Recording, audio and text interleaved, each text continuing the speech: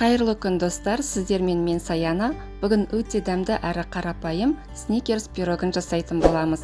Видеоның соңына дейін менімен бірге болыңыздар. Ең алдымен бір ыдысымызға құрғақ ингредиенттерімізді салып жақсылап араластырып қоя тұрамыз. Екінші ыдысымызға жұмыртқамыз бен қантымызды салып біркелкі етіп араластырып аламыз. Енді осы массамызға бөлме температурасындағы жұмсақ болып тұрған сары майымызды және қаймағымызды салып, оны да біркелкі етіп араластырамыз. Жарты шай қасық ас содасын қосамыз.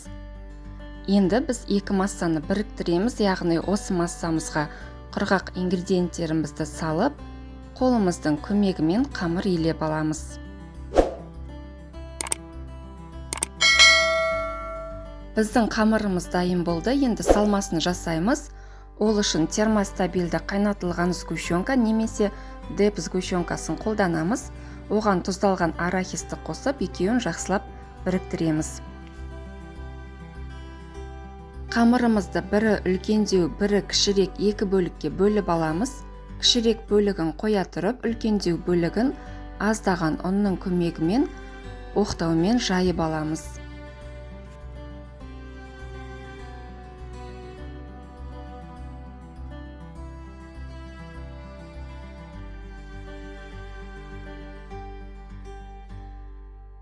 Жайған қамырымызды алдын ала дайындап алған пергамент қағазы төселген формамызға видеодағыдай салып, бортиктарын жасап шығамыз. Артық қамырларды пышақтың көмегімен алып тастасаңыз болады.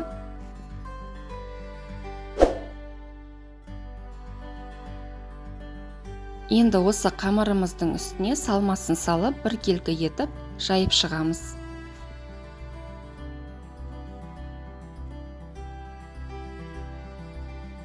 Салмасын салып алғаннан кейін қамырымыздың кішірек қалған бөлігін оқтаудың көмегімен жұқалатып жайып аламыз. Осылай жіңішке жолақтарға кесіп шығамыз.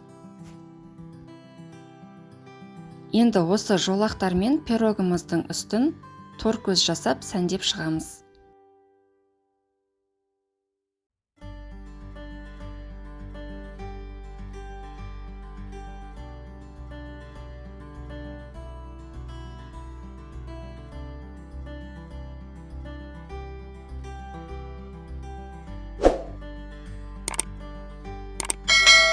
Торкөзімізді жасап болғаннан кейін бортиктарымызды осылай ең алдымен пышақтың көмегімен босатып, кейін қолымызбен дәл видеодағыдай бүгіп шығамыз.